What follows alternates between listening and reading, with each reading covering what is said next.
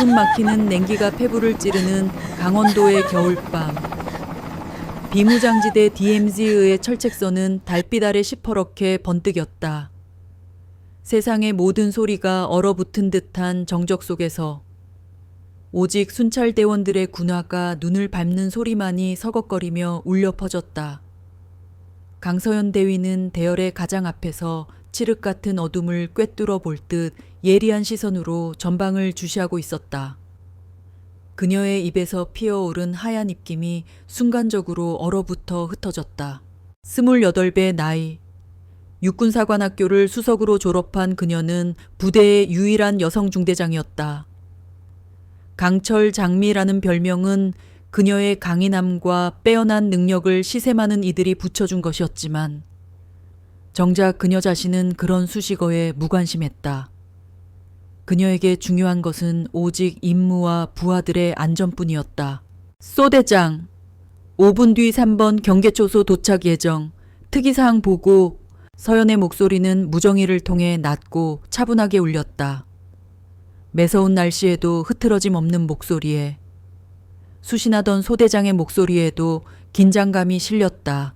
현재까지 특이사항 없습니다. 중대장님, 경계에 늦추지 마. 이런 날일수록 적은 움직이는 법이다. 명심하겠습니다. 그녀는 무정의를 내리며 잠시 멈춰 섰다. 대원들도 일사불란하게 걸음을 멈추고 경계 태세를 유지했다. 서연은 야간 투시경을 들어 철책선 너머의 어둠을 훑었다. 앙상한 나뭇가지들이 바람에 흔들리며 기괴한 그림자를 만들어내고 있었다. 이곳 최전방에서 감상적인 생각은 사치였지만 가끔 그녀는 이 끝없는 긴장감이 언제쯤 끝날까 생각하곤 했다. 그때였다. 큐. 대열 후미에서 짧은 비명과 함께 무언가 쓰러지는 소리가 들렸다. 동시에 붉은색 연막탄이 치익 소리를 내며 피어올랐다. 훈련 상황이 아니었다. 이것은 실제 상황을 가정한 돌발 상황 부여였다. 적 포격 전원 은폐. 서연의 외침은 거의 반사적으로 터져나왔다. 대원들은 순식간에 몸을 낮춰 주변 지형지물에 몸을 숨겼다. 서연은 가장 가까운 바위 뒤로 몸을 날리며 소리쳤다. 부상자 발생 위치 보고. 후방 3미터 김일병.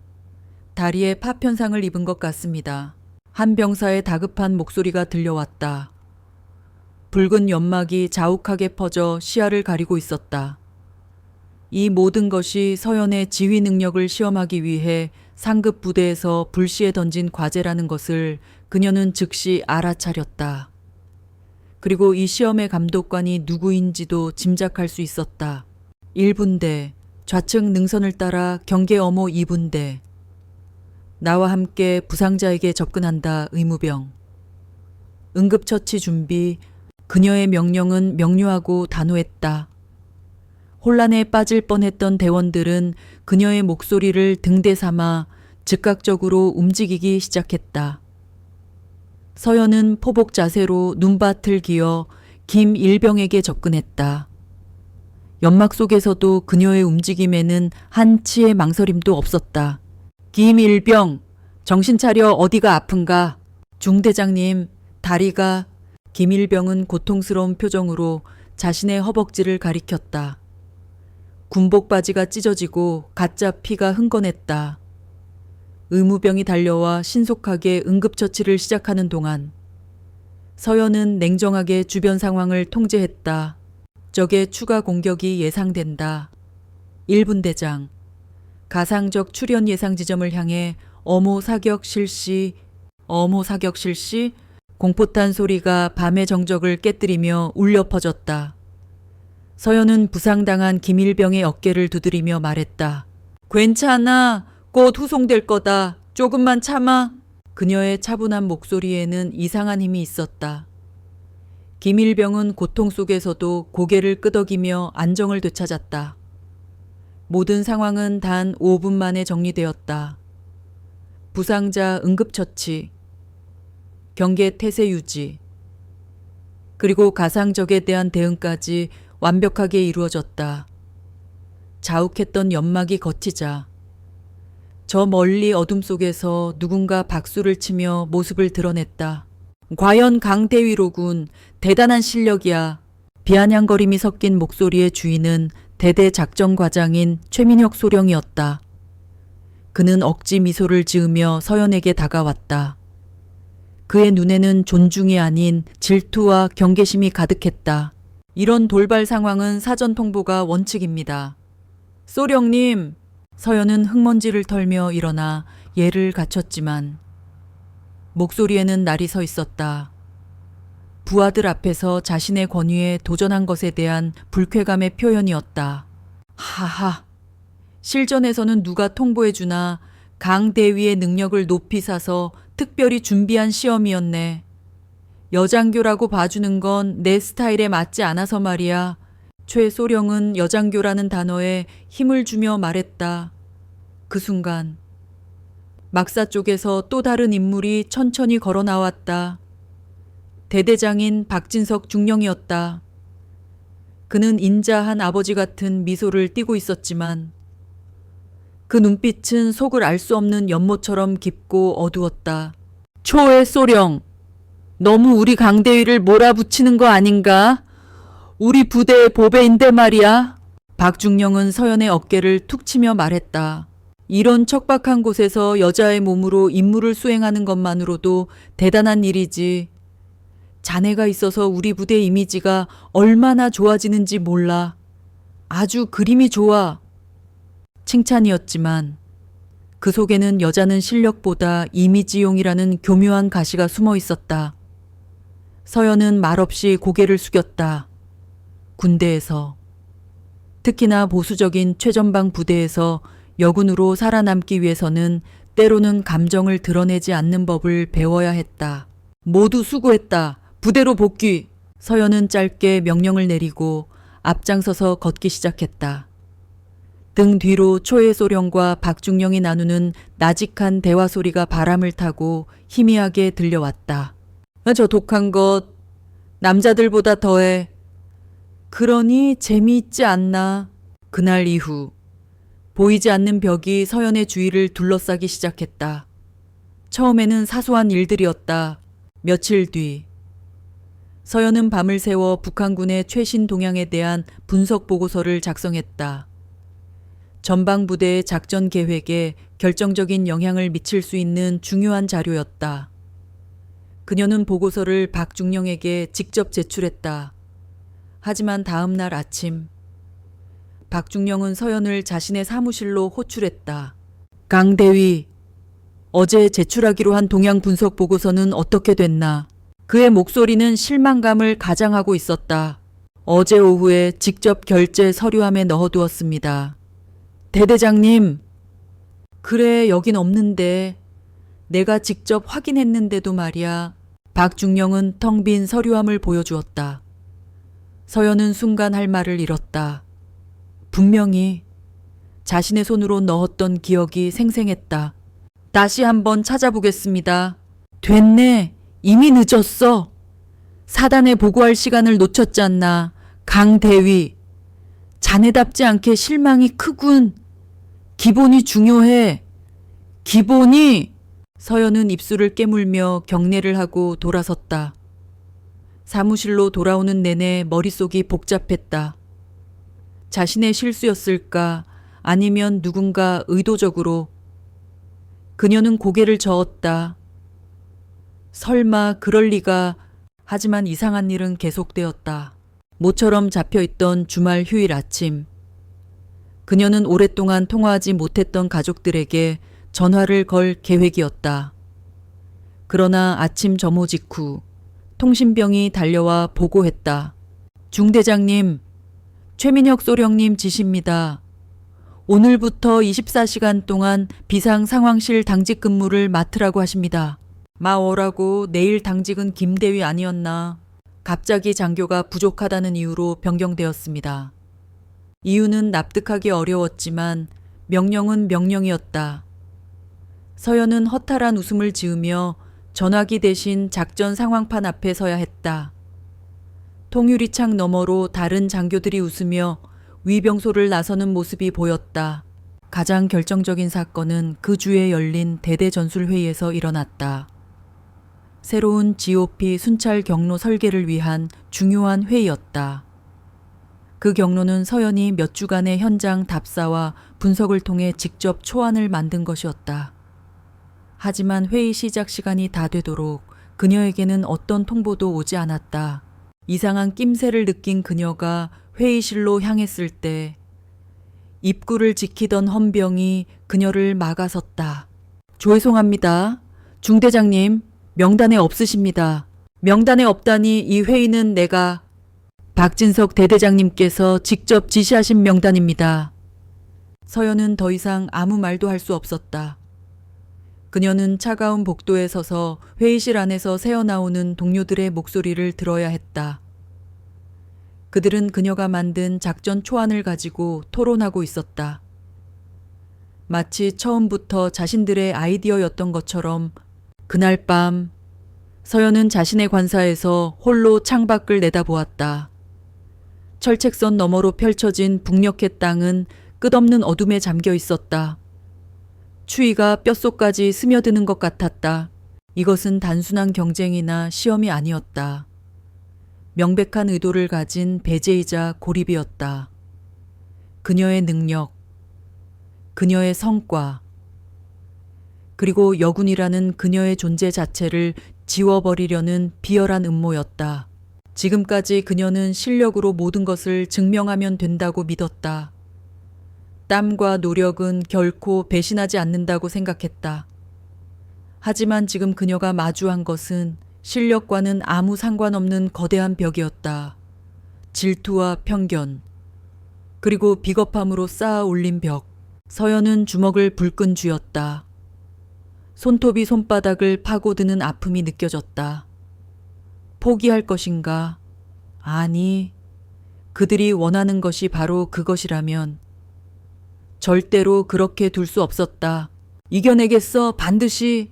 그녀는 어둠 속에서 빛나는 자신의 눈동자를 창문에 비춰보며 다짐했다. 아직 그녀는 알지 못했다. 자신이 마주한 이 차가운 바람이 곧 자신을 집어삼킬 듯한 거대한 폭풍의 시작에 불과하다는 것을, 그리고 그 폭풍의 끝에서 그녀가 어떤 선택을 하게 될지를. 강서연을 향한 압박은 더욱 교묘하고 체계적으로 변해갔다. 그것은 마치 거대한 그물이 보이지 않는 곳에서부터 서서히 그녀를 옥죄어오는 것과 같았다.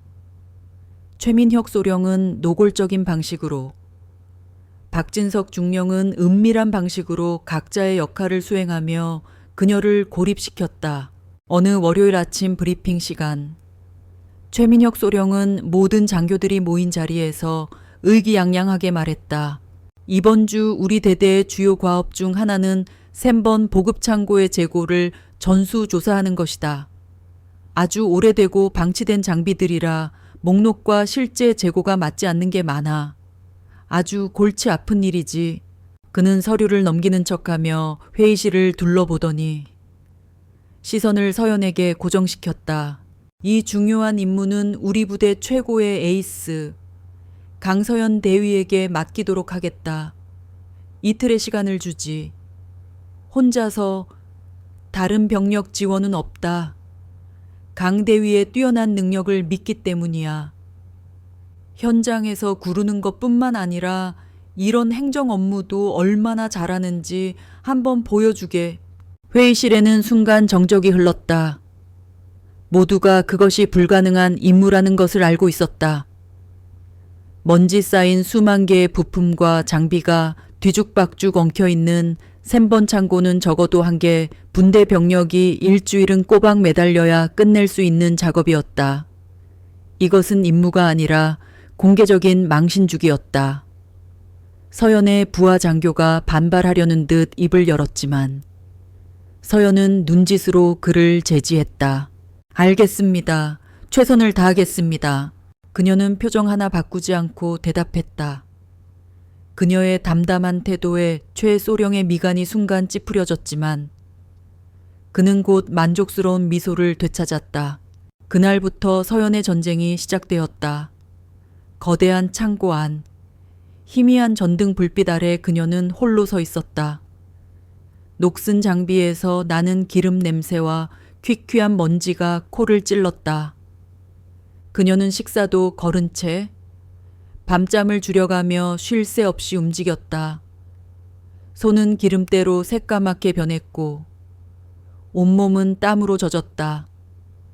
그녀의 중대원들이 몰래 돕겠다고 찾아왔지만 서연은 단호하게 돌려보냈다. 이건 나에게 주어진 임무다. 너희는 너희 임무에 충실해. 이건 명령이다. 최소령이 파놓은 함정에 부하들까지 끌어들일 수는 없었다. 이틀 뒤 서연은 퀭한 눈으로 밤을 새워 정리한 서류를 들고 최소령의 사무실에 섰다. 3번 창고 재고 조사 보고서입니다. 최소령은 건성으로 서류를 넘겨보았다.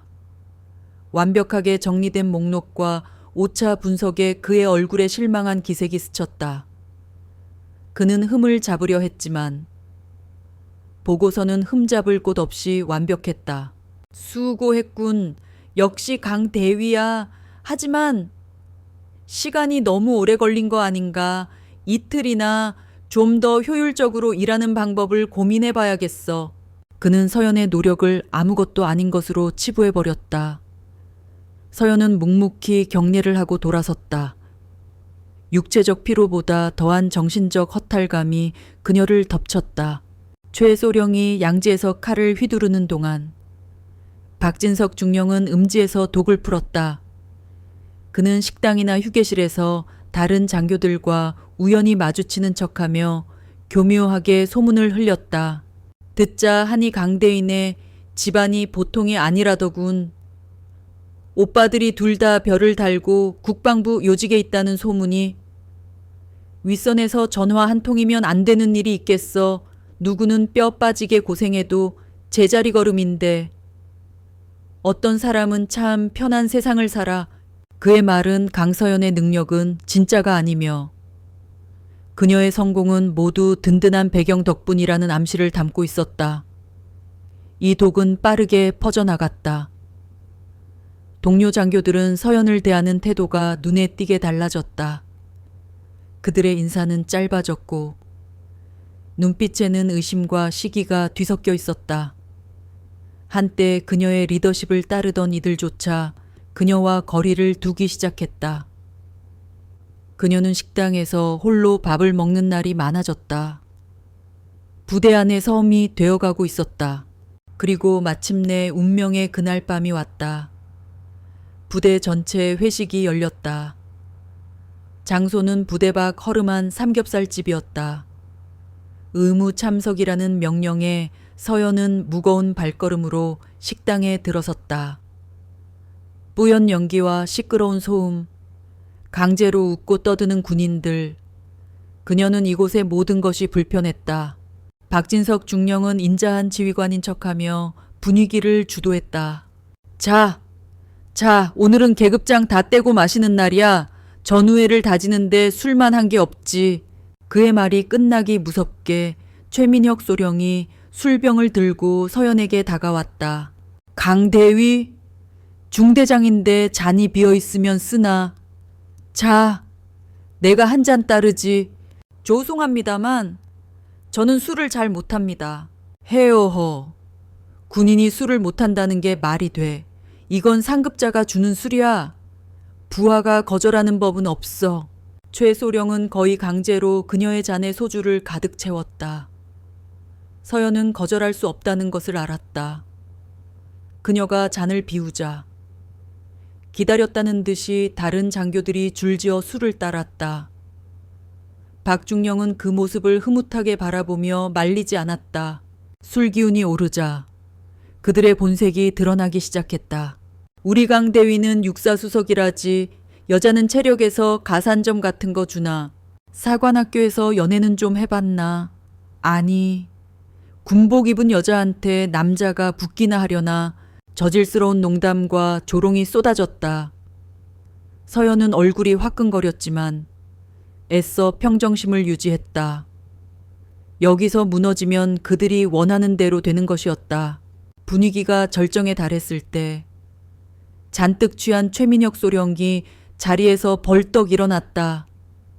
그는 술잔을 높이 치켜들고 모든 사람의 이목을 집중시켰다. 자, 다들 주목, 우리 부대의 꽃. 강서연 대위를 위하여 하루빨리 좋은 남편 만나서 이 힘들고 거친 군 생활 청산하기를 바라며 건배. 식당 안의 모든 소음이 순간 멎었다. 그것은 군인으로서의 그녀의 정체성을 송두리째 부정하는 가장 잔인한 모욕이었다. 그녀의 꿈, 그녀의 노력, 그녀의 자부심을 한낱 결혼해서 그만둬야 할 힘든 일로 격화시킨 발언이었다. 서연은 천천히 자리에서 일어났다. 그녀를 향해 쏠린 수십 개의 눈동자 속에는 동정, 호기심, 그리고 잔인한 즐거움이 뒤섞여 있었다. 그녀는 떨리는 손을 테이블 아래로 감추고 가장 차분한 목소리를 내기 위해 노력했다. 그녀는 초의 소령의 눈을 똑바로 응시했다. 최민혁 소령님, 그녀는 처음으로 그의 이름 뒤에 님자를 붙이지 않고 계급과 이름을 불렀다. 걱정해 주셔서 감사합니다. 하지만 저는 남편을 찾기 위해 입대한 것이 아니라 국가에 봉사하기 위해 입대했습니다. 소령님께서 소령님의 군복을 존중하는 만큼 저 역시 제 군복을 존중해 주셨으면 합니다. 목소리는 떨리지 않았다. 눈빛은 흔들리지 않았다. 식당 안에는 얼음장 같은 정적이 흘렀다. 최 소령의 얼굴은 분노로 시뻘겋게 달아올랐다. 그가 막 소리를 지르며 잔을 던지려던 순간 박진석 중령이 능구렁이처럼 끼어들었다. 하하하, 우리 강 대위, 술 한 잔 들어가니 농담도 진담으로 받는군. 자자, 다들 그만하고 분위기 좋은데 계속 마시자고. 박중령은 교묘하게 상황을 무마시켰다. 그는 서연을 꾸짖지도 초의 소령을 비난하지도 않았다. 그렇게 함으로써 그는 서연을 완벽한 외톨이로 만들고 가해자들에게는 면죄부를 주었다. 서연은 더 이상 그 자리에 앉아 있을 수 없었다. 그녀는 조용히 자리에서 일어나 식당을 나섰다. 아무도 그녀를 붙잡지 않았다. 차가운 밤 공기가 폐부 깊숙이 파고들었다. 술 기운 때문인지 치밀어 오르는 분노 때문인지 온몸이 떨려왔다. 관사로 돌아오는 길, 그녀는 수없이 되뇌었다. 이것은 전쟁이다. 정정당당한 싸움이 아닌 비열하고 추악한 전쟁. 그리고 이 전쟁에서 열심히 하는 것만으로는 결코 이길 수 없다. 관사에 도착한 그녀는 문을 잠그고 그 자리에 주저앉았다. 강인함에 가면 뒤에 숨겨왔던 눈물이 뺨을 타고 흘러내렸다. 하지만 그것도 잠시. 그녀는 눈물을 닦고 일어섰다. 책상 위에는 낡은 사진 한 장이 놓여 있었다. 어릴 적 자신보다 머리 하나는 더 큰 똑같이 생긴 두 오빠 사이에서 군복 흉내를 내며 거수경례를 하고 있는 자신의 모습이었다. 사진 속의 오빠들은 짓궂게 웃으며 그녀를 내려다보고 있었다. 그녀는 사진을 한참 동안 바라보다가 결심한 듯 컴퓨터를 켰다. 그리고 비밀번호로 잠긴 폴더를 열었다. 그녀는 새로운 문서를 만들고 키보드 위에 손을 올렸다. 2025년 X월 X일 야간 순찰 훈련 중 의도적인 돌발 상황 부여. 2025년 X월 X일 동향 분석 보고서 고해 누락 의혹. 2025년 X월 X일 회식 중 성희롱 및 모욕적 발언. 주동자 최민혁 소령. 방관자 박진석 중령. 그녀는 그동안 당했던 모든 일들을 날짜와 시간, 관련 인물, 그리고 증인까지 상세하게 기록하기 시작했다. 감정에 휩쓸리지 않고 철저하게 객관적인 사실만을 나열했다. 그것은 더 이상 피해자의 한탄이 아니었다. 방역을 준비하는 전사의 전투 일지였다. 어둠 속에서 그녀의 눈빛이 차갑게 빛나고 있었다. 회식의 악몽이 지나간 후 며칠 동안 부대에는 폭풍 전야와 같은 불안한 침묵이 흘렀다. 강서연은 의도적으로 모든 이들과 거리를 두었다. 그녀의 머릿속은 차가운 분노와 치밀한 계산으로 가득 차 있었다. 그녀는 더 이상 순진한 피해자가 아니었다. 조용히 칼을 가는 전사였다. 그 주 금요일 오후 서연은 박진석 중령의 호출을 받았다. 그의 집무실은 언제나처럼 먼지 하나 없이 정돈되어 있었고 벽에는 그가 받은 수많은 표창장들이 위세를 과시하고 있었다. 박중령은 평소와 달리 아주 인자한 아버지 같은 표정으로 그녀를 맞았다. 강대위, 안깨. 지난번 회식일은 유감이야. 초의 소령이 좀 과했어. 내가 단단히 주의를 줬네. 그는 걱정스러운 듯 말했지만 그 눈빛 어디에도 진심은 담겨 있지 않았다. 하지만 말이야. 이런 일이 강대위에게는 오히려 기회가 될 수도 있어. 편견에 사로잡힌 이들에게 자네의 진정한 능력을 보여줄 기회 말일세. 박중령은 책상 위지도 한쪽을 가리켰다. 그곳은 제7훈련구역이라고 표시된 부대 관할 구역 중 가장 외지고 험준한 곳이었다. 수십 년 전에 시가전 훈련을 위해 지어놓은 낡은 건물들이 유령처럼 방치된 곳으로 통신조차 제대로 터지지 않는 곳으로 악명이 높았다. 이번 주말 자네에게 특별한 임무를 하나 주려고 하네. 제7훈련구역에 대한 단독 야간 정찰 임무야. 적 특작부대의 침투 예상 경로를 파악하고 생존 가능성을 테스트하는 거지. 그는 서연의 얼굴을 살피며 말을 이었다. 이건 비공식적인 시험이네. 오직 자네 혼자야. 이 임무를 성공적으로 완수한다면 두 번 다시 누구도 자네의 능력을 의심하지 못할 걸세. 어떤가? 해볼 텐가? 이것은 명령이었다. 교묘하게 선택권을 주는 척했지만 군인인 그녀에게 거부권은 없었다. 게다가 능력을 증명하라는 말은 그녀의 자존심을 건드리는 가장 효과적인 미끼였다. 알겠습니다. 대대장님, 임무를 완수하겠습니다. 조하 역시 강대위야. 기대하겠네. 박중령의 입가에 스쳐 지나가는 희미하고 기묘한 미소를 서연은 놓치지 않았다. 그날 밤 서연은 임무를 위해 장비를 챙겼다. K2 소총의 차가운 감촉, 통신기의 묵직함, 야간 투신경의 섬세함. 그녀는 기계적으로 모든 것을 점검했지만 마음속에서는 경고음이 멈추지 않았다. 무언가 잘못되었다. 이것은 단순한 시험이 아니다. 덫이다. 어둠이 짙게 깔린 밤. 그녀는 홀로 제7훈련구역을 향해 출발했다. 익숙한 부대의 불빛이 등 뒤로 멀어질수록 주변은 완전한 어둠과 적막에 휩싸였다. 앙상한 나뭇가지를 핥히고 지나가는 겨울바람 소리가 마치 누군가의 비명처럼 들렸다. 1시간쯤 지났을까. 그녀는 마침내 지도에 표시된 좌표에 도착했다. 폐허가 된 훈련용 건물들이 달빛 아래 기괴한 실루엣을 드러내고 있었다. 공기는 무겁고 부대의 소음은커녕 풀벌레 소리 하나 들리지 않았다. 너무나도 완벽한 정적. 서연은 규정대로 지휘통제실에 정기교신을 시도했다. 독수리. 여기는 강철 장미. 현재 목표 지점 도착. 이상. 잭. 무정이에서는 귀를 찢는 잡음만 흘러나왔다. 몇 번을 더 시도했지만 마찬가지였다. 통신이 두절되었다. 박중령이 말했던 통신이 원활하지 않은 곳이라는 말이 머릿속을 스쳤다. 모든 것이 계획된 것이었다. 바로 그 순간이었다. 사방에서 강력한 전술 랜턴 불빛들이 일제히 그녀를 향해 쏟아졌다. 순간적으로 시야를 빼앗긴 그녀가 몸을 낮추는 것과 동시에 폐건물의 그림자 속에서 여러 명의 인형들이 천천히 모습을 드러냈다.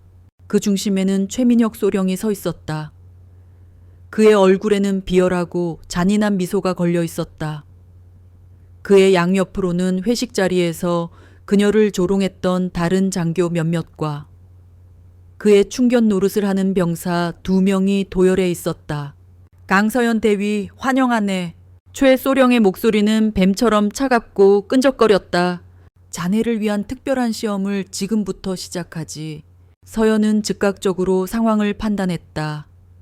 완벽한 포위, 통신 두절, 수적 열쇠. 그녀의 손은 본능적으로 소총의 안전장치를 향했지만 그녀는 그것이 그들이 원하는 것임을 알았다. 저항하는 순간 불의의 사고로 위장될 것이다. 살아남아야 했다. 어떻게든 이 지옥에서 살아남아 증거를 남겨야 했다. 그들은 포식자처럼 천천히 그녀의 주위를 맴돌기 시작했다. 이 똑똑한 척하더니 결국 네 발로 기어들어왔군. 여기가 어떤 곳인지 알아. 한 장교가 조롱하듯 말했다. 여긴 네가 소리를 질러도 아무도 듣지 못하는 곳이야. 최소령은 그녀의 바로 앞까지 다가왔다. 그의 눈은 증오와 광기로 번들거렸다. 감히 내 앞에서 맞받아쳐 계집 주제에 그가 거칠게 그녀의 어깨를 밀쳤다. 서연은 휘청거렸지만 넘어지지 않았다. 그녀는 이를 악물고 그를 노려보았다. 그 눈빛에 최 소령의 광기는 더욱 불타올랐다. 그들의 조롱과 위협이 계속되는 동안 서연의 머리는 그 어느 때보다 차갑게 회전하고 있었다. 이 상황을 뒤집을 단 하나의 무기. 그것은 바로 증거였다.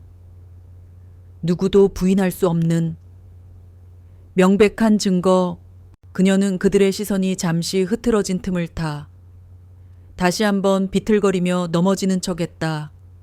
그 짧은 순간 그녀의 손이 전술 조끼 안쪽의 비밀 주머니로 향했다. 그곳에는 그녀가 만약을 위해 항상 넣어두고 다니던 스마트폰이 있었다. 위험한 도박이었지만 유일한 기회였다. 무랍 글하! 최소령이 명령했다. 서연은 움직이지 않았다. 우호하는 거야? 당장 무릎 꿇으라고. 그가 소리치며 그녀의 등을 군화발로 걷어찼다. 서연은 앞으로 고꾸라지며 무릎을 꿇었다. 흙과 자갈이 무릎을 파고드는 고통이 느껴졌다. 최소령은 만족스러운 웃음을 지으며 그녀의 어깨를 육중한 전투화로 짓밟았다. 바로 여기가 내 자리야. 남자의 군화 및 뼈가 으스러지는 듯한 고통과 함께 참을 수 없는 치욕이 온몸을 꿰뚫었다. 그때 최소령의 눈짓을 받은 병사 하나가 바닥에 버려져 있던 낡은 철모를 집어들었다. 그는 철모를 머리 위로 높이 치켜들었다. 훈련 중의 사고는 흔하게 일어나는 법이지. 안 그런가, 강대위. 최소령의 말이 끝나기가 무섭게. 병사는 철모를 서연의 머리 바로 옆 콘크리트 바닥을 향해 내리찍었다. 꽝! 귀가 먹먹해질 정도의 굉음과 함께 콘크리트 파편이 사방으로 튀었다. 다음번에는 자신의 머리가 저렇게 될 것이라는 명백한 살해 협박이었다. 바로 그 순간이었다. 모든 이들의 시선이 그녀의 공포에 질린 반응에 쏠려 있을 때 무릎 꿇은 그녀의 몸에 가려진 손 안에서 그녀의 엄지손가락이 움직였다. 화면은 끈 채로 플래시도 터지지 않게 설정해둔 카메라 앱이 실행되었다. 갈깍 갈깍 갈깍 소리 없는 셔터음이 어둠 속에서 울렸다. 랜턴 불빛에 비친 그들의 일그러진 얼굴, 자신의 어깨를 짓누르고 있는 전투화, 바닥에 나뒹구는 철모, 범죄의 현장이 고스란히 사진 속에 기록되고 있었다. 자신들의 가학적인 행위에 만족한 듯 최소령은 마침내 발을 뗐다. 그는 몸을 숙여 서연의 귓가에 속삭였다. 이건 맛보기에 불과해. 강대위, 내일 당장 다른 부대로 전출 신청하도록 해. 그렇지 않으면 다음번 훈련에선 진짜 사고가 날 테니까. 그들은 한바탕 큰 소리로 웃으며 어둠 속으로 사라졌다. 마치 아무 일도 없었다는 듯이 서연은 한동안 차가운 바닥에 무릎을 꿇은 채 움직이지 않았다. 멀어져가는 그들의 웃음소리가 바람소리에 섞여 희미하게 들려왔다. 온몸의 통증보다 더 깊은 모멸감이 심장을 얼어붙게 만들었다. 하지만 그녀는 떨리는 손으로 품 안의 스마트폰을 고쳐쥐었다. 액정은 차가웠지만 그녀에게는 그 어떤 무기보다 뜨겁게 느껴졌다. 그것은 더 이상 단순한 통신기기가 아니었다. 심판을 위한 무기였다. 그리고 그녀는 반가쇠를 당길 준비가 되어 있었다. 최민혁과 그 일당이 어둠 속으로 사라진 후에도 강서연은 한동안 그 자리에 그대로 무릎을 꿇고 있었다. 바람 소리에 섞여 들려오던 그들의 비웃음 소리가 환청처럼 귓가를 맴돌았다. 아드레날린이 썰물처럼 빠져나가자 어깨와 무릎에서 시작된 극심한 통증이 온몸으로 퍼져나갔다. 추위 때문이 아니었다. 온몸의 세포 하나하나가 깊은 충격과 분노로 격렬하게 떨리고 있었다. 그녀는 소총을 지팡이 삼아 비틀거리며 일어섰다. 모든 움직임이 고통스러웠다.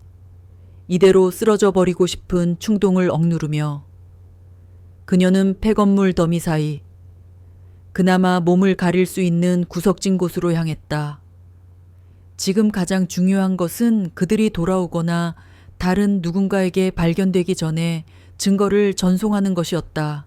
주머니에서 스마트폰을 꺼내는 손이 심하게 떨려 몇 번이나 놓칠 뻔했다. 차가운 액정 위로 그녀의 거친 숨이 닿아 하얗게 김이 서렸다. 그녀는 필사적으로 의지에 집중하며 떨리는 손가락으로 화면을 눌렀다. 단체 대화방을 만들고 한치의 망설임도 없이 두 사람의 이름을 추가했다. 나의 사랑하는 오빠. 강태준, 세상에서 제일 멋진 오빠. 강태환. 어릴 적 그녀가 직접 저장해둔 이름이었다. 그 이름들을 보는 순간 애써 억눌렀던 눈물이 터져 나올 것 같았다. 그녀는 입술을 깨물며 눈물을 삼키고 짧은 메시지를 입력했다. 손가락이 말을 듣지 않아 한 글자 한 글자를 입력하는 것이 천근만은처럼 느껴졌다. 어바 살려줘! 더 이상의 설명은 필요 없었다. 그녀는 갤러리를 열어 방금 찍은 사진들 중 가장 선명한 것들을 골랐다. 최민혁의 전투화가 자신의 어깨를 짓밟고 있는 사진. 랜턴 불빛 아래 드러난 그들의 아기의 찬 얼굴들. 그리고 자신의 머리 옆에 나뒹구는 철모. 그녀는 전송 버튼을 눌렀다. 신호가 약했다. 전송을 알리는 파란색 막대가 거북이처럼 느리게 움직였다. 제발, 제발. 서연은 숨을 죽인 채 화면을 노려보았다. 배터리가 방전되거나 그들이 다시 돌아오기 전에 1초가 1년처럼 느껴지는 시간이었다. 마침내 화면에 전송 완료라는 글자가 떴다. 그 순간 서연의 온몸에서 힘이 빠져나갔다. 그녀는 벽에 등을 기댄 채 그대로 주저앉았다.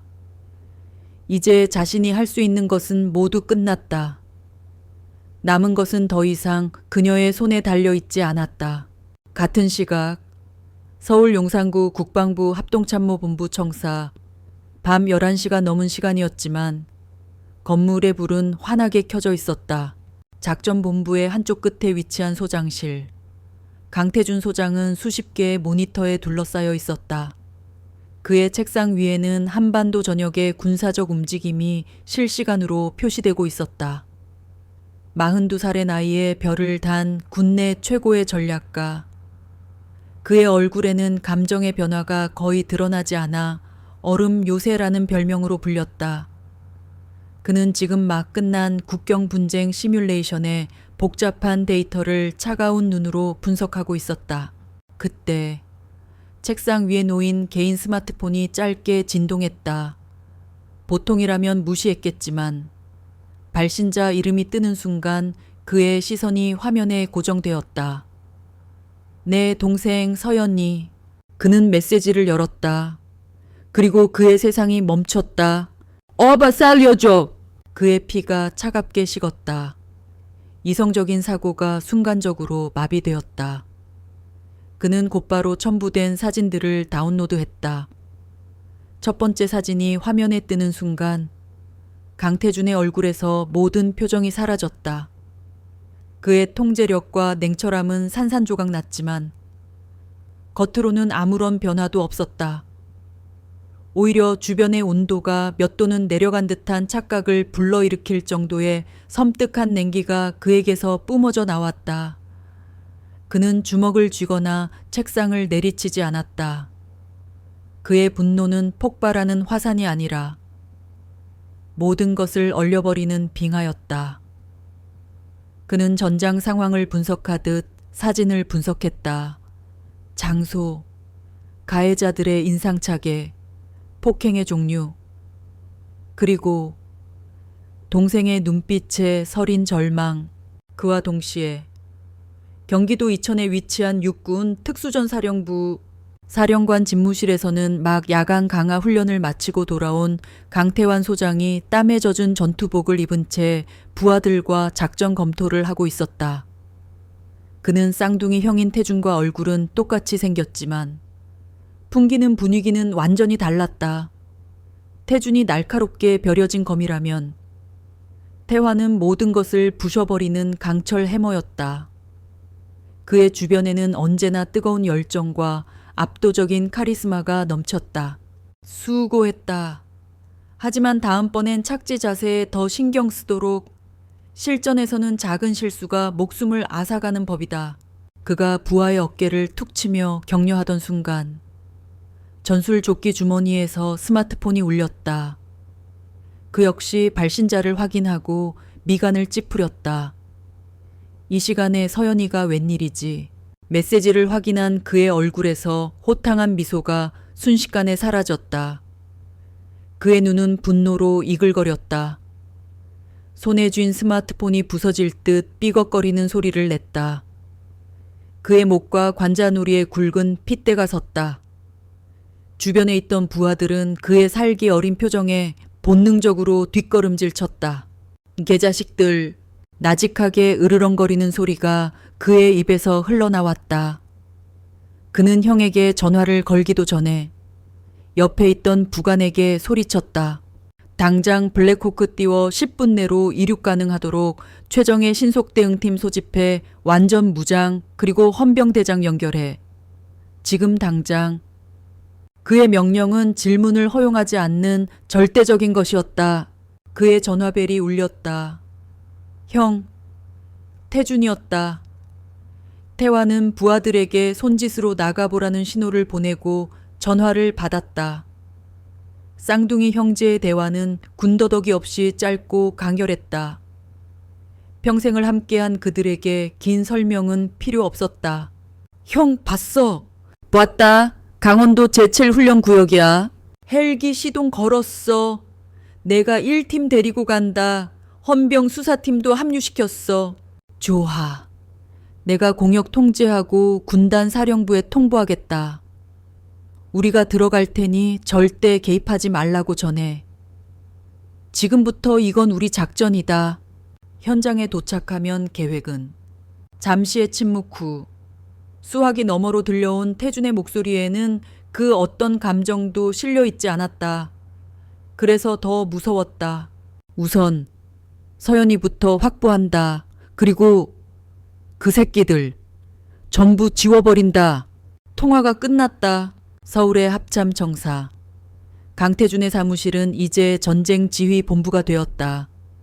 그는 서지컬 스트라이크처럼 정확하게 군의 복잡한 보고 체계를 뚫고 명령을 하달하고 있었다.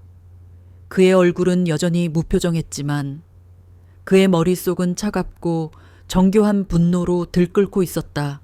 이천의 특수전사령부 활주로. 강태환은 헬기의 강력한 하강풍에 전투복을 휘날리며 서 있었다. 그는 장갑을 끼며 화강감처럼 굳은 얼굴로 어둠을 응시했다. 그는 곧 불어닥칠 폭풍 그 자체였다. 그들은 사랑하는 막내 여동생이 스스로의 힘으로 군인이 되기를 바랐다. 그녀의 자존심을 존중했고 멀리서 묵묵히 지켜봐 주었다. 그 시간은 이제 끝났다. 지금부터 그들은 대한민국 육군소장이 아니었다. 그저 여동생을 구하러 가는 2명의 오빠였다. 그리고 신이시여. 감히 그들의 앞을 막아서는 자들을 가엾게 여기소서. 강태준 소장의 사무실은 순식간에 전쟁 지휘소로 변했다. 그의 차가운 목소리는 암호화된 통신망을 통해 군의 신경망을 가로질렀다. 그의 명령은 최고위급 지휘관들에게만 허용된 그 어떤 관료적 절차도 무시하는 최우선순위 코드를 달고 있었다. 먼저 그는 군사위성관제센터에 직접 연결했다. 여기는 합참 작전본부 강태준 소장. 지금 즉시 정찰위성 7호의 감시 방향을 강원도 엑세키스 부대 관할 제7훈련구역으로 고정하라. 열 감지 영상과 실시간 영상 피드를 내 사무실 모니터로 전송하도록. 몇 초 후 그의 앞에 대형 스크린에 제7훈련구역의 위성 영상이 나타났다. 공식적인 훈련 일정은 없었다. 하지만 영상 한 구석에서 미세한 열원들이 감지되었다. 그의 의심이 확신으로 바뀌었다. 이것은 공식적인 훈련이 아닌 비공식적인 폭력이었다. 다음 전화는 해당 지역을 관할하는 군단장에게로 향했다. 그는 조금의 서론도 없이 본론으로 들어갔다. 김 군단장, 합참의 강태준 소장입니다. 지금부터 45분 후 UH-60 블랙호크 2대가 귀관의 작전구역에 진입할 예정입니다. 도착지는 제7훈련구역 인근 GOP 부대 연병장. 이것은 합참이 직접 지휘하는 A급 내부 보안 작전이니 해당 구역의 모든 부대는 현 위치에서 대기하며 일절 개입하지 않도록 명령하십시오. 수화기 너머의 군단장은 당황하며 자초지종을 물으려 했다. 강 소장님, 갑자기 무슨 일이십니까? 최소한의 상황 설명이라도. 군단장의 임무는 내 명령을 따르는 것입니다. 태준의 목소리는 강철처럼 차갑고 단호했다. 어떠한 형태의 방해나 지연도 작전 방해 행위로 간주하겠습니다. 현장에서 직접 브리핑하겠습니다. 이상. 그는 군단장의 대답을 듣지도 않고 전화를 끊었다. 동시에 그는 정보사령부의 해당 부대, 특히 최민혁 소령과 박진석 중령을 포함한 모든 간부들의 인사기록, 심리평가보고서, 그리고 과거 근무 평판 자료를 5분 내로 전송하라고 지시했다. 그는 자신의 적이 누구인지 정확히 알아야 했다. 같은 시각 이천의 특수전사령부 기지는 벌집을 쑤셔놓은 듯했다. 최정의 대테러 부대인 707 특수임무단의 신속대응팀 생활관에 비상벨이 요란하게 울렸다. 1분도 채 되지 않아 완벽한 야간 전투장비를 갖춘 대원들이 연병장에 도열했다. 그들의 움직임에는 한치의 오차나 불필요한 동작도 없었다. 질문도 없었다. 사령관의 얼굴에 서린 살기는 그 어떤 설명보다 더 확실한 명령이었다. 활주로에는 이미 2대의 블랙호크 헬리콥터가 육중한 프로펠러를 돌리며 이륙 준비를 마친 상태였다. 그 굉음 속에서 강태환 소장은 작전팀장에게 마지막 지시를 내리고 있었다. 우리의 임무는 아군 부대에 진입하여 VIP 1명을 구출하고 다수의 적대 목표를 무력화하여 신병을 확보하는 것이다. 교전 수칙은 엄격하다. 먼저 발포하기 전까지는 절대 사살하지 않는다. 하지만 태환은 팀장의 눈을 똑바로 보며 으르렁거렸다. 완벽하게 제압해 어떤 형태의 저항도 불가능하도록 만들어라. 내 말 뜻 알겠나? 명심하겠습니다, 사령관님.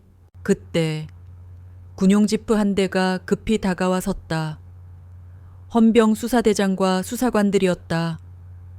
완전 무장한 특전사 대원들 사이에서 그들은 어색해 보였다. 수사대장이 태환에게 경례하자 태환은 데이터 스틱 하나를 건넸다. 이 안에 1차 목표들의 신상 정보가 들어있다. 우리가 화물을 확보하는 즉시 체포하도록 외부와의 통신은 일절 차단한다. 국방부 청사 옥상 헬리패드. 강태준은 막 도착한 헬기에 몸을 실었다. 다른 한 대의 헬기는 이천에서 출발하여 서울 상공에서 합류했다. 두 마리의 거대한 강철새는 어둠을 찢고 한겨울의 칼바람을 가르며 동쪽을 향해 날아갔다. 헬기 내부는 칠흑 같은 어둠과 굉금만이 가득했다. 조종석 계기판의 붉은 불빛이 대원들의 굳은 얼굴 위로 그림자를 드리웠다. 강태환은 창밖으로 빠르게 스쳐 지나가는 서울의 야경을 무심히 내려다보고 있었다. 그의 분노는 몸 안에서 들끓는 용암과 같았다. 그는 어릴 적 깡마르고 고집센 여동생에게 직접 호신술을 가르쳐 주던 때를 떠올렸다. 누구에게도 지지 말라고, 당당하게 맞서 싸우라고 가르쳤다. 혹시 자신과 형의 존재가, 그 전설적인 명성이 오히려 동생의 등에 관역을 그린 것은 아니었을까 짧은 죄책감이 스쳤지만 그것은 곧바로 가해자들을 향한 불타는 복수심에 집어삼켜졌다. 그는 사진 속의 얼굴들을 머릿속에 각인했다. 다른 헬기 안. 강태준은 침묵 속에서 다시 한번 서연의 메시지와 사진들을 보고 있었다. 그의 분노는 동생과는 다른 방식으로 타올랐다. 그것은 뜨겁지 않고 차가웠다. 그는 이미 세수 앞을 내다보고 있었다. 동생의 구출, 가해자들의 체포, 그리고 그 이후에 벌어질 일들, 군사재판, 언론 통제, 그리고 정치적 파장까지. 그는 이 사건이 단순한 복수로 끝나서는 안 된다고 생각했다. 이것을 계기로 군 내부에 암처럼 퍼져있는 부조리와 폭력의 문화를 뿌리 뽑아야 했다. 그의 싸움은 동생이 안전해진 순간 끝나는 것이 아니었다. 바로 그 순간 진짜 싸움이 시작될 것이었다. 그는 돌아가신 부모님께 했던 맹세를 떠올렸다. 언제나 동생들을 지키겠다고. 그는 그 약속을 지키지 못했다. 그리고 그 실패의 대가는 동생을 해친 자들이 치르게 될 것이었다. 헬기는 화려한 도시의 불빛을 뒤로하고 칠흑 같은 어둠에 잠긴 강원도의 험준한 산악 지형으로 접어들었다. 두 대의 헬기는 마치 먹잇감을 낚아채기 위해 하강하는 매처럼 낮고 빠르게 비행했다. 그때 조종사의 목소리가 헤드셋을 통해 들려왔다. 사령관님, 5분 내 목표 좌표 상공에 도착합니다. 해당 부대의 모든 통신은 침묵 상태, 아군 접근 사실, 전혀 눈치채지 못하고 있습니다. 태환은 차가운 금속성의 소리를 내며 권총의 안전장치를 풀었다. 태주는 잠시 눈을 감았다가 떴다. 그의 눈빛은 이전보다 훨씬 더 깊고 냉혹해져 있었다. 같은 동전의 양면과도 같은 두 명의 쌍둥이 형제, 우리에서 풀려난 두 마리의 호랑이가 지금 하늘에서 내려오고 있었다. 폭풍이 몰아치기 직전이었다. GOP 부대의 그날 밤은 유난히 고요했다.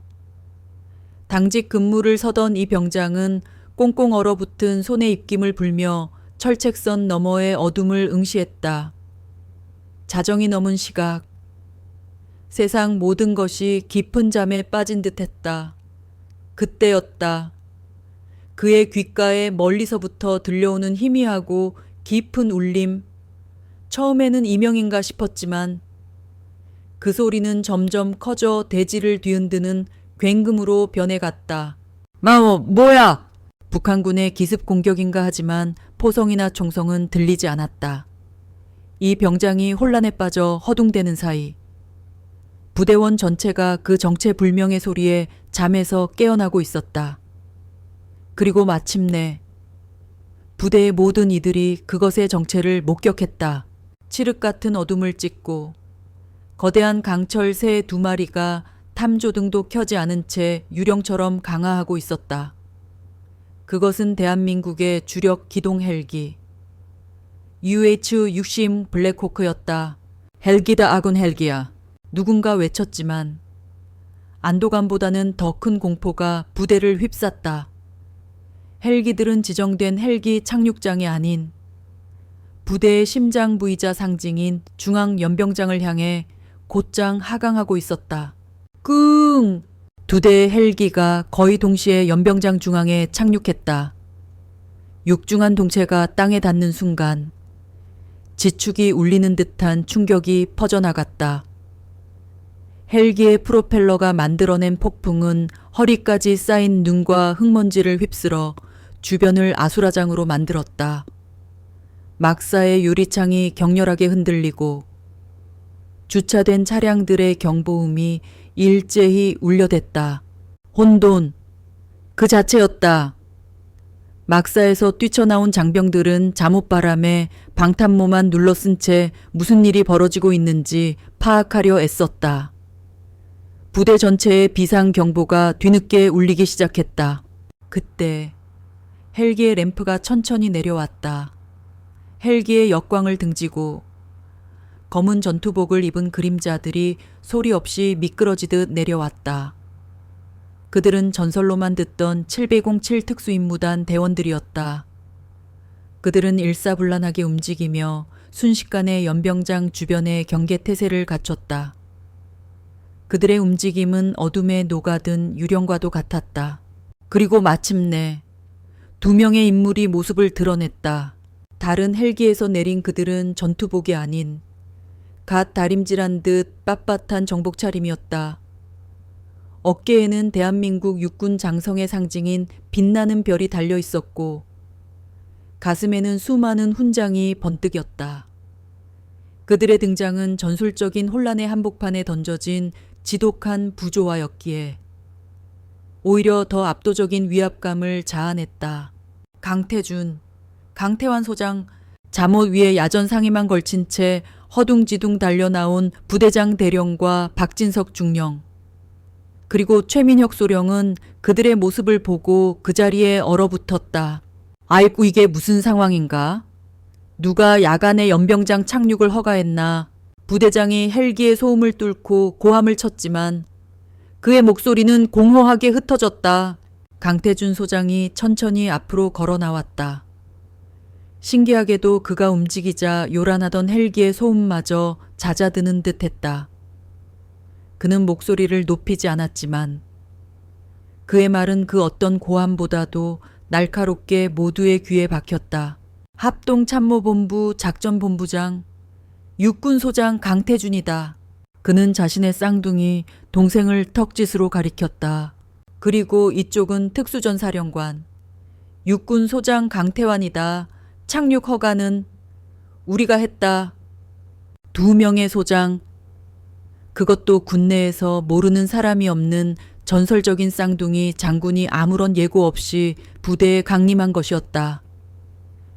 부대장의 입이 굳게 닫혔다. 박진석과 최민혁의 얼굴은 하얗게 질려갔다. 본능적으로 무언가 끔찍하게 잘못되었다는 것을 깨달은 것이다. 두 장군은 경악에 빠진 부대 지휘부를 완전히 무시했다. 그들은 협상이나 설명을 하러 온 것이 아니었다. 집행을 하러 온 것이었다. 강태준은 옆에 있던 부관에게 물었다. 그의 목소리에는 그 어떤 감정도 실려 있지 않았다. 그녀는 어디에 있나? 부관이 의무실 방향을 가리켰다. 그들과 함께 온 군의관과 의무병들이 즉시 대열에서 이탈하여 의무실을 향해 질주했다. 그들의 임무는 오직 하나, 강서연을 확보하고 그녀의 안전을 지키는 것이었다. 강태환은 자신의 특임대 팀장에게 짧게 고갯짓했다. 목표들을 확보해! 시작해! 예스! 명령이 떨어지자마자 검은 유령들이 움직이기 시작했다. 그들은 이미 사진을 통해 목표들의 얼굴을 완벽하게 숙지하고 있었다. 그들은 혼란에 빠진 장병들 사이를 양떼를 가르는 늑대처럼 헤집고 나아갔다. 숙청이 시작되었다. 팀장이 선두에 서서 최민혁 소령에게 다가갔다. 그는 감정이 없는 목소리로 물었다. 최민혁 소령. 최 소령이 무어라 대답하기도 전에 그의 양팔이 등 뒤로 격하게 꺾였다. 비명조차 지를 새도 없이 그는 차가운 연병장 바닥에 얼굴을 처박혔다. 군사안보지원 사령부의 권한으로 현 시간부로 당신을 체포한다. 사진 속에 있던 다른 장교들과 병사들도 하나둘씩 똑같이 잔혹하고 효율적인 방식으로 제압당했다. 저항은 없었다. 무슨 일이 벌어지고 있는지 인지하기도 전에 모든 상황이 끝나버렸다. 박진석 중령은 이 모든 광경을 지켜보며 필사적으로 머리를 굴렸다. 그는 어떻게든 이 상황을 빠져나갈 구멍을 찾아야 했다. 그는 강태준에게 다가가며 최대한 공손한 태도를 꾸며냈다. 소장님, 무언가 오해가 있으신 것 같습니다. 저희 부대에서 강태준은 그에게 눈길조차 주지 않았다. 그는 헬기에서 막 내린 헌병대장에게 말했다. 대령, 2차 목표를 확보하라. 박진석 중령, 증거 인멸 및 도주 우려가 있다. 모든 통신 장비를 압수하고 그의 집무실을 즉시 봉쇄하도록. 두 장군의 절대적인 권위를 등에 업은 헌병들은 한치의 망설임도 없이 움직였다. 충격에 빠져있던 박진석 중령의 양팔에도 차가운 수갑이 채워졌다. 그의 모든 권위는 단 한순간에 먼지처럼 사라져버렸다. 숙청의 핵심 과정은 5분도 채 걸리지 않았다. 연병장은 이제 통제된 아수라장이었다. 주범들은 특전사 대원들의 발밑에 무릎을 꿇린 채 포박되어 있었고 나머지 부대원들은 멀찍이 서 공포에 질린 눈으로 이 비현실적인 광경을 지켜보고 있었다. 부대장은 자신의 부대가 적군에게 점령당한 것처럼 무력한 구경꾼이 되어버렸다. 요란하던 헬기의 프로펠러가 천천히 멈추자 연병장에는 지독한 정적이 내려앉았다. 바로 그때 의무실 문이 열리고 군의관이 두 장군을 향해 빠른 걸음으로 다가왔다. 그는 두 사람 앞에서 경례했다. 소장님 찾았습니다. 강서연 대위는 의식은 있으나 정밀 검사를 위해 즉시 후송이 필요합니다. 이제 안전합니다. 그 순간 헬기에서 내린 후 줄곧 강철 가면을 쓰고 있던 두 쌍둥이 장군의 얼굴에 처음으로 미세한 균열이 생겼다. 안도감. 그것은 형제만이 알아볼 수 있는 깊은 안도의 빛이었다. 하지만 그 빛은 순식간에 사라졌다. 그들의 눈에는 다시 얼음장 같은 냉기가 서렸다. 두 장군은 약속이라도 한 듯 천천히 고개를 돌려 무릎 꿇고 있는 최민혁과 박진석을 내려다보았다. 구출은 끝났다. 이제 심판의 시간이었다. GOP 부대의 그 밤은 길고도 슈레알리스트했다. 누구도 잠들지 못했다. 병사들은 생활관 안에서 소총을 쥔 채 숨을 죽였고 간부들은 사무실에 모여 뜬 눈으로 밤을 새웠다. 부대의 지휘체계는 완전히 마비되었다. 연병장과 주요 길목마다 검은 전투복의 특전사 대원들이 소리 없이 서 있었고 그들의 존재만으로 부대 전체는 계엄령이 선포된 듯한 극도의 긴장감에 휩싸여 있었다. 임시 구금 장소로 사용되는 작전 브리핑실, 최민혁과 박진석, 그리고 다른 가해자들은 헌병들의 삼엄한 감시 아래 갇혀 있었다. 최민혁은 공포에 질린 채 분노를 터뜨리다 지쳐 구석에 웅크리고 있었다. 반면 박진석은 필사적으로 머리를 굴렸다. 이 위기를 벗어날 법적, 정치적 허점을 찾으려 애썼다. 그는 자신의 가장 큰 실수가 먹잇감이라 여겼던 여장교의 배경을 너무나도 얕잡아 본 것이었음을 이제야 깨달았다. 의무실. 강서연은 군의관의 응급처치를 받고 안정을 되찾고 있었다. 그녀를 지키기 위해 파견된 2명의 여군 특전사 부사관이 침대 양옆을 묵묵히 지키고 있었다. 끔찍했던 밤의 기억이 파편처럼 떠올라 몸서리칠 때마다 문이 조용히 열리고 강태준이 들어왔다. 그는 아무 말 없이 여동생의 침대 맡에 앉아 차갑게 식은 그녀의 손을 가만히 잡아주었다. 많은 말이 오가지 않았지만 그 따뜻한 온기만으로도 충분했다. 오빠들이 왔어. 이제 다 끝났어. 동이 트기 직전 부대 전체에 스피커 방송이 울려 퍼졌다. 목소리는 강태환의 것이었다. 전 장병 및 군무원 10분 내로 연병장에 집합한다. 계급 고하를 막론하고 전원. 정복 착용 반복한다.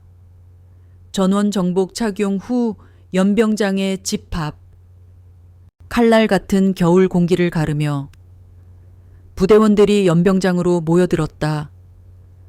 동쪽 하늘이 희미한 잿빛으로 물들기 시작했다. 분위기는 장례식장처럼 무겁고 엄숙했다. 연병장 한가운데에는 여전히 2대의 블랙호크가 잠든 포식자처럼 웅크리고 있었다. 강태준과 강태환은 헬기에 내려진 램프 위에 나란히 섰다. 그들은 여전히 흠잡을 데 없는 정복 차림이었다. 그들의 존재만으로 수백 명의 부대원들은 숨조차 크게 쉬지 못했다. 먼저 입을 연 것은 강태환이었다. 휴대용 확성기를 통해 증폭된 그의 목소리는 연병장 전체를 뒤흔드는 천둥소리와 같았다.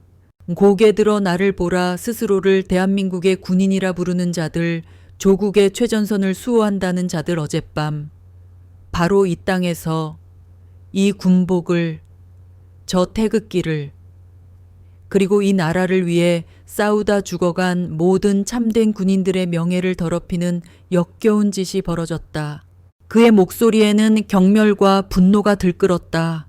전투가 아닌 어둠 속에서 질투와 무능함에 눈이 멀어 비겁하게 무리를 지어 동료를 겁탈한 하이에나 같은 놈들이 이 안에 있다. 그것이 너희들이 말하는 전우회인가? 그가 말을 마치자 강태준이 한 걸음 앞으로 나섰다. 그의 분위기는 동생과 달랐다. 불꽃처럼 뜨겁지 않았다. 모든 것을 얼려버릴 듯이 차가웠기에 오히려 더 무서웠다. 이것은 단순한 폭력 사건이 아니다. 이것은 질병의 증상이다. 오만과 차별, 그리고 이따위 독이 자라나도록 방치한 리더십의 실패라는 질병. 그의 시선이 부대장 대령을 향했다. 부대장은 자신도 모르게 움찔하며 고개를 숙였다. 강태준의 신뢰. 병사 2명이 대형 스크린을 연단 앞으로 가져왔다. 그가 태블릿 PC를 연결하자 어젯밤 강서연이 목숨을 걸고 찍었던 사진들이 아침의 빛 아래 모든 이들의 눈앞에 펼쳐졌다. 연병장 전체에서 경악의 탄성이 터져 나왔다. 대위의 어깨를 짓밟고 있는 소령의 전투화, 조롱과 악의로 일그러진 얼굴들, 머리맡에 나뒹구는 철모, 그 어떤 변명도 통하지 않을 명백하고 잔인한 증거였다. 이것이 너희들의 궁의인가? 처음으로 강태준의 목소리가 높아졌다. 이것이 너희들의 당열인가? 이것은 내가 목숨을 바쳐 지키겠다고 맹세한 군대가 아니다. 강태환의 명령에 헌병들이 구금되어 있던 가해자들을 끌고 연단 위로 올라왔다. 엉망이 된 군복 차림의 박진석, 최민혁, 그리고 그들의 공범들이 자신의 부대원들 앞에 죄인으로 섰다. 최민혁은 온몸을 떨며 누구와도 눈을 마주치지 못했다. 교활한 박진석은 마지막 발악을 시도했다.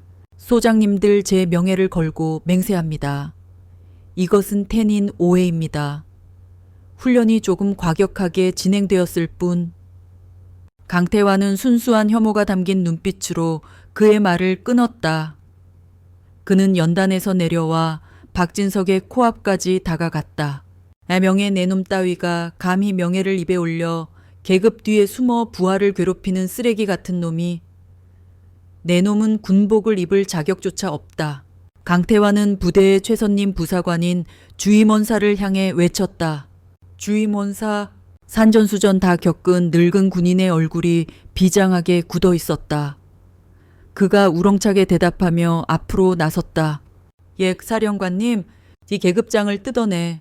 얼음이 깨지는 듯한 목소리로. 강태환이 명령했다. 모두가 지켜보는 앞에서. 주임원사는 죄인들에게 다가갔다. 그는 먼저 박진석 중령의 어깨에 달린 무궁화 계급장을 뜯어냈다. 다음은 최민혁 소령의 다이아몬드 계급장. 찍찍이 멜추로가 뜯어지는 소리가 그날따라 유난히 크고 섬뜩하게 연병장에 울려 퍼졌다. 그들은 계급장과 함께 군인으로서의 모든 명예와 자존심을 박탈당했다. 주임원사는 마지막으로 그들의 허리에서 권총과 탄띠를 풀어냈다. 모든 것을 잃은 그들은 연단 위에 무력하게 무릎을 꿇었다. 강태준이 마지막 판결을 내렸다. 이 자들은 지금 즉시 국방부 직할 고등군사법원으로 이송. 군사재판에 회부한다. 폭행, 직권남용, 위계에 의한 협박, 상관 모욕, 그리고 내란 음모에 준하는 군 기강 문란 혐의가 적용될 것이다. 그리고 이 부대는 실패했다. 현 시간부로 부대장을 직위 해제하고 오늘부터 국방부 감사실의 전면적인 감찰에 들어간다. 그는 연병장에 도열한 수백 명의 얼굴들을 둘러보았다. 모두에게 교훈이 되기를 바란다. 대한민국 군대는 비겁자나 범죄자를 용납하지 않는다.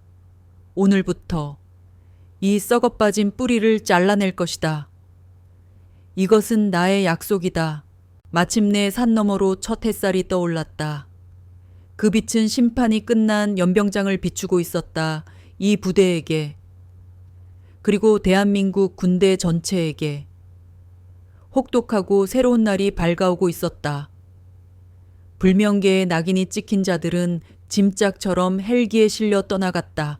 사건의 먼지가 가라앉기 시작한 곳은 강원도 GOP 부대였지만 그 파장은 이제 막 대한민국 국방부의 심장부를 강타하고 있었다. 강서연의 이름은 단순한 피해 여군 장교가 아니라 군 전체를 뒤흔든 거대한 태풍의 눈이 되어 있었다. 서울 국군수도병원. 철책선의 화약 냄새와 기름 냄새 대신 서연은 소독약 냄새와 깨끗한 시트에 감촉 속에서 눈을 떴다. 어깨와 무릎의 통증은 여전했지만 그보다 더 깊은 곳, 정신의 피로와 트라우마가 그녀를 짓누르고 있었다. 그녀가 깨어났을 때 두 오빠는 그녀의 곁을 지키고 있었다. 위압적이던 장군의 정복이 아닌 평범한 평상복 차림이었다. 그들은 이곳에서 소장이 아니라 그저 여동생을 걱정하는 오빠들이었다. 어색한 침묵을 먼저 깬 것은 동생인 강태환이었다. 그의 목소리는 죄책감으로 껄끄럽게 잠겨 있었다. 미안하다. 오빠가 좀 더 자주 가봤어야 했는데 내가... 서연은 힘겹게 고개를 저었다. 그녀의 마음속 한구석에도 스스로에 대한 자책감이 자리 잡고 있었다. 오빠들의 도움을 받아야만 했던 무력감. 그리고 그들의 이름에 누를 끼쳤다는 미안함. 아니야. 오빠. 내가 잘못했어. 나 혼자 힘으로 해결하고 싶었어. 오빠들 이름 없이, 도움 없이도 해낼 수 있다는 걸 증명하고 싶었어. 그것이 그녀 내면의 가장 큰 갈등이었다. 군인으로서의 자부심과 오빠들의 후광에서 벗어나고픈 독립심.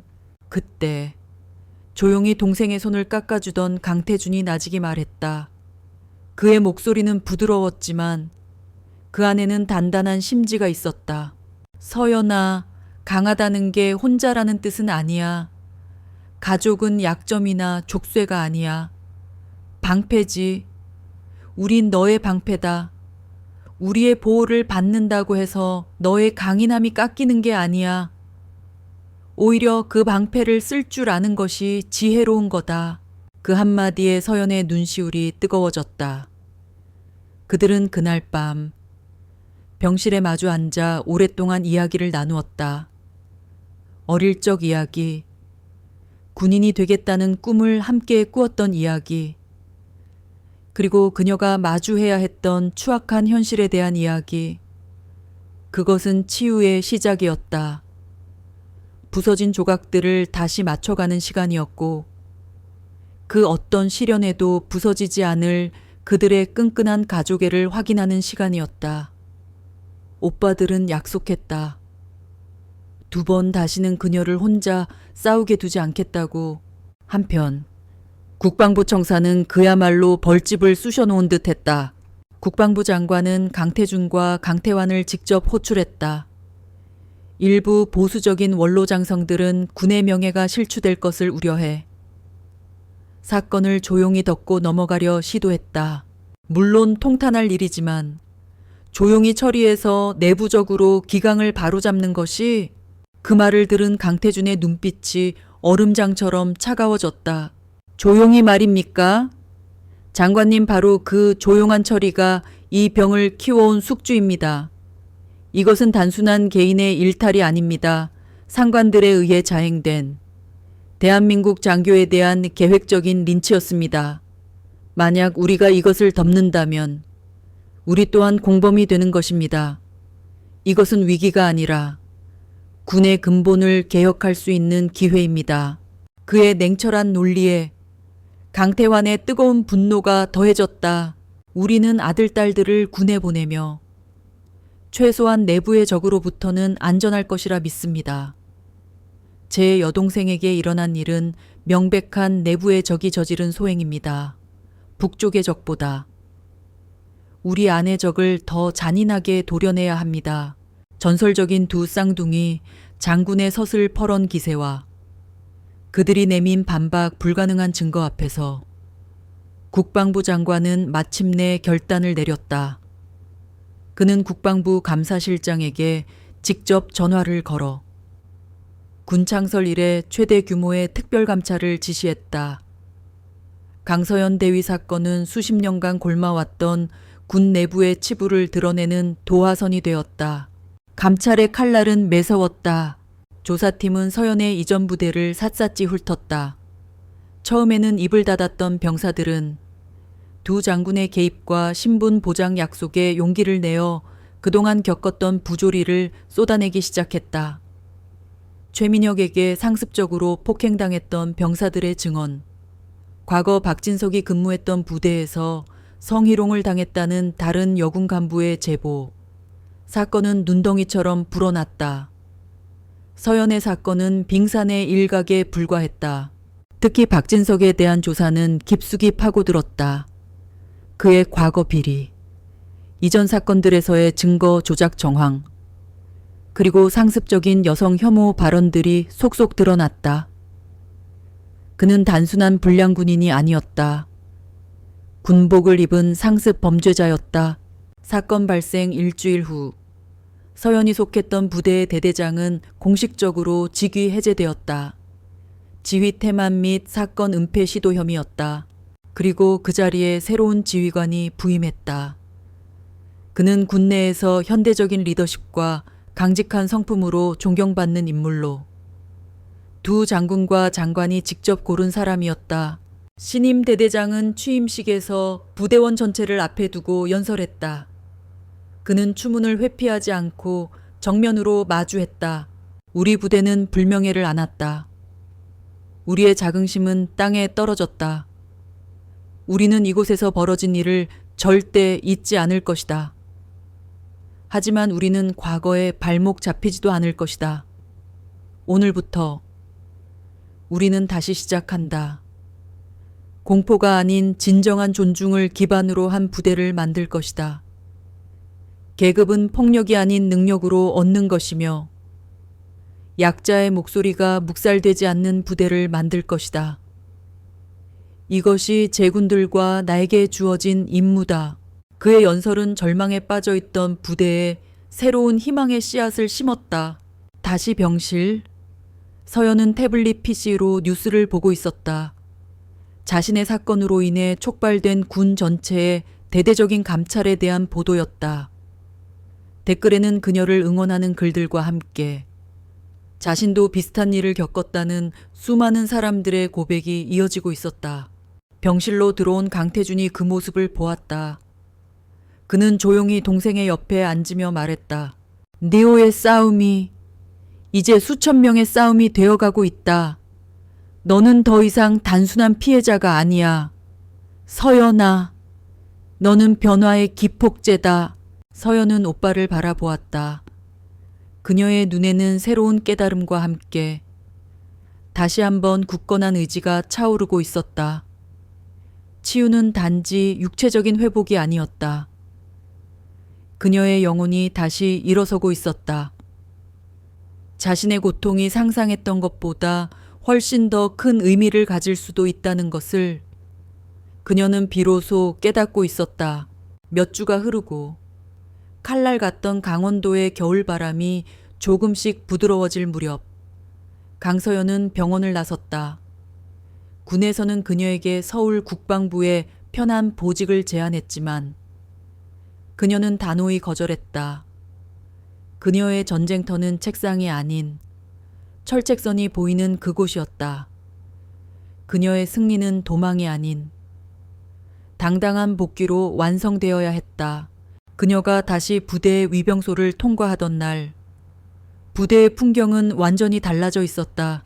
새로 부임한 대대장이 위병소 앞에서 직접 그녀를 맞이했다. 돌아온 계열 환영하네.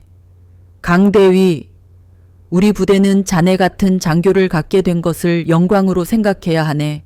그녀가 부대 안을 걷자 마주치는 모든 병사들이 걸음을 멈추고 그녀에게 각 잡힌 거수경례를 했다. 그들의 눈빛에는 더 이상 의심이나 시기가 아닌 순수한 존경과 경애가 담겨 있었다. 과거 그녀를 외면했던 동료 장교들은 이제 먼저 다가와 인사를 건넸다. 강대위님, 정말 대단하십니다. 당신의 용기 덕분에 많은 것이 바뀌었습니다. 감사합니다. 자신의 사무실로 돌아온 그녀는 먼지 하나 없이 깨끗하게 정돈된 책상에 앉았다. 창밖으로는 익숙한 연병장과 늠름한 산세가 보였다. 그녀는 길게 숨을 내쉬었다. 비로소 새로운 시작이었다. 그리고 마침내 심판의 날이 왔다. 고등군사법원의 법정은 무거운 공기로 가득했다. 피고인석에 앉은 박진석과 최민혁은 완전히 다른 사람이 되어 있었다.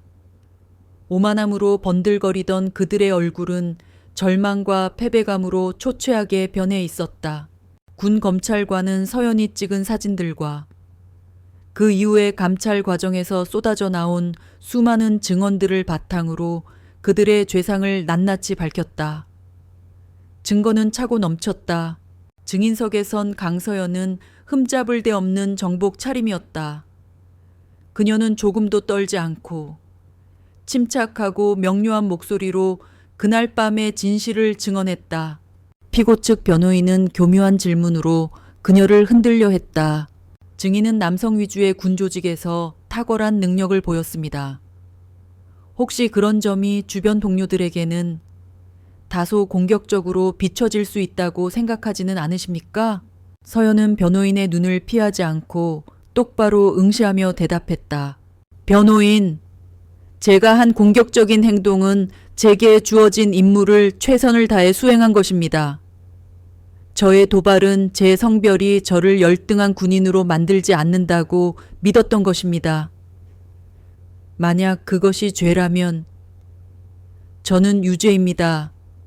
하지만 오늘 이 법정에서 다루는 죄는 저의 야망에 대한 것이 아닙니다.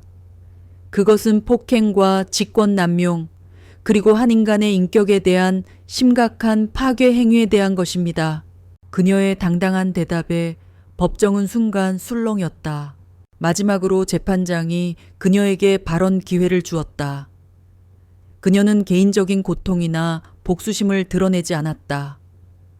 그녀는 재판관들과 군 전체를 향해 말했다. 저는 오늘 저 자신만을 위해 이 자리에 선 것이 아닙니다. 침묵 속에서 고통받아온 모든 군인들을 위해 섰습니다. 오늘 내려질 판결은 이 피고인들에 대한 처벌, 그 이상이 될 것입니다. 그것은 대한민국 국군 전체에 보내는 메시지가 될 것입니다.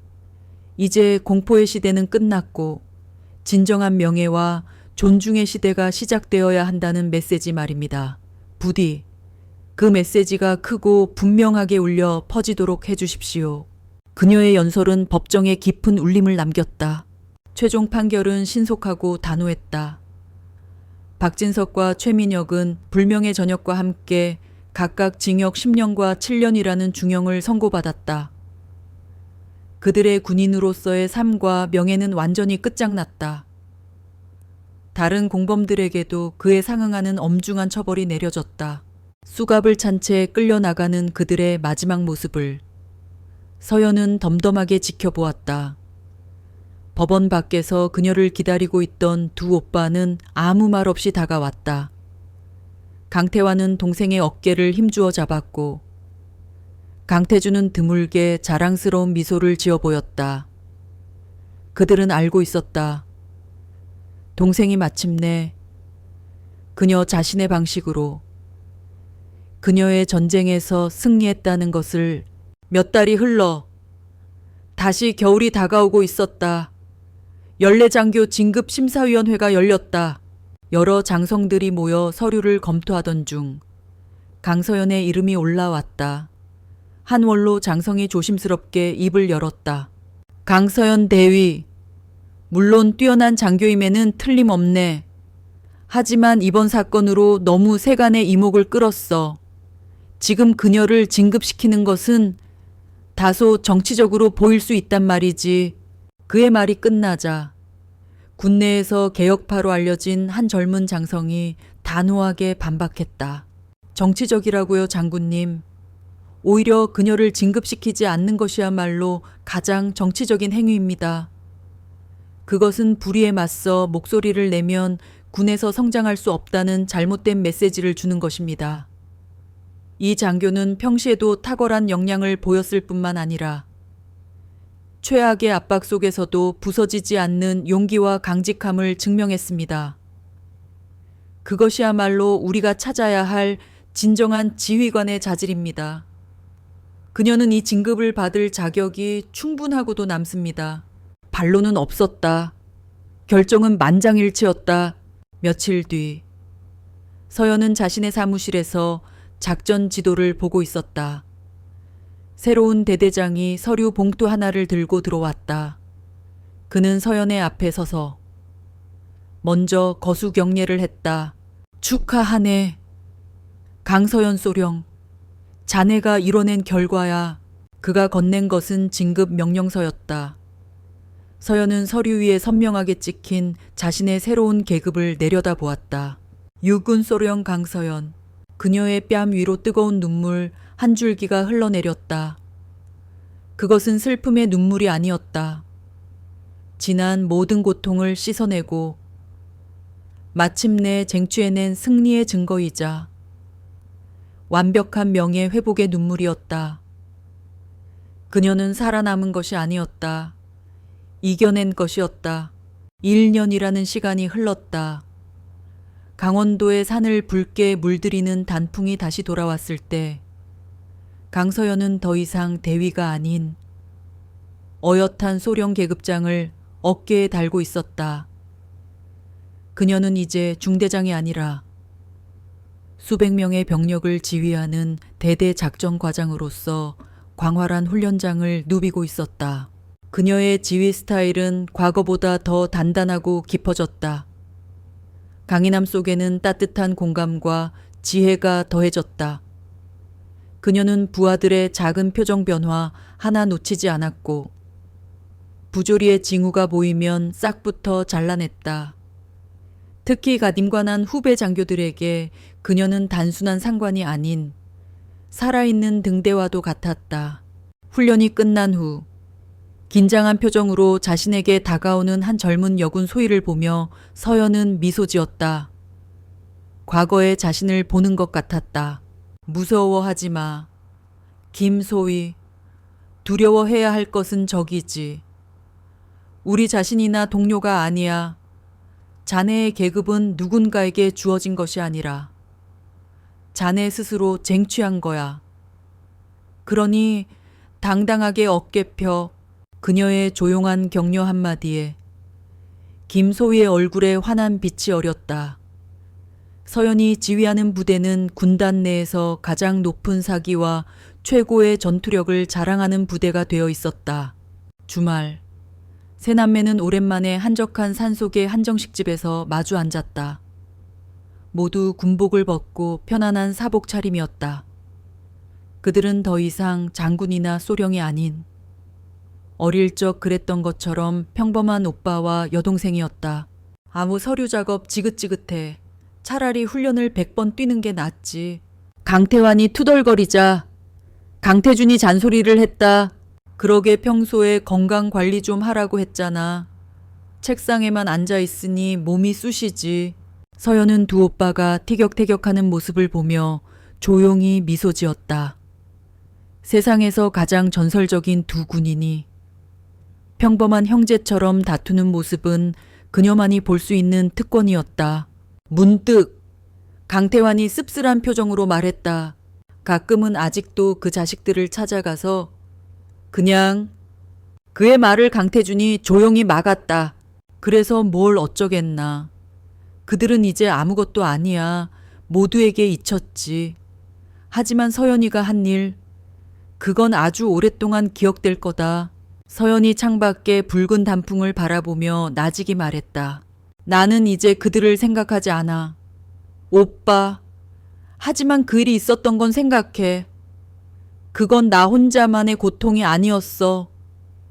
우리 군 전체의 병이었지. 병이 나으려면 아픈 부위를 햇빛 아래 드러내야만 했던 거야. 그 고통에는 목적이 있었던 거지. 그들의 대화에는 더 이상 원망이나 분노가 아닌 성숙한 이해와 자부심이 담겨 있었다. 그것은 더 이상 복수에 대한 이야기가 아니었다. 그 시련을 통해 얻어낸 긍정적인 변화에 대한 이야기였다. 강서연 소령의 사건은 대한민국 군의 역사를 바꾸는 분수령이 되었다. 육군사관학교에서는 강소령 사건이 주요 전례로 교육되고 있었다. 그녀의 용기는 구체적인 제도적 변화를 이끌어냈다. 군 내부의 성폭력 및 괴롭힘 사건을 독립적으로 조사하는 국방 옴부즈맨 제도가 신설되었다. 모든 장교 진급 심사에는 전투 지휘 능력뿐만 아니라 인권 감수성과 윤리적 리더십에 대한 엄격한 평가 항목이 추가되었다. 그녀의 이야기는 젊은 군인들 사이에서 전설처럼 회자되었다.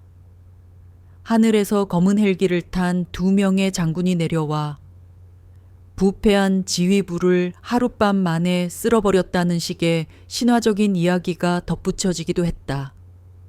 그 전설은 젊은이들에게 희망의 메시지를 주었다.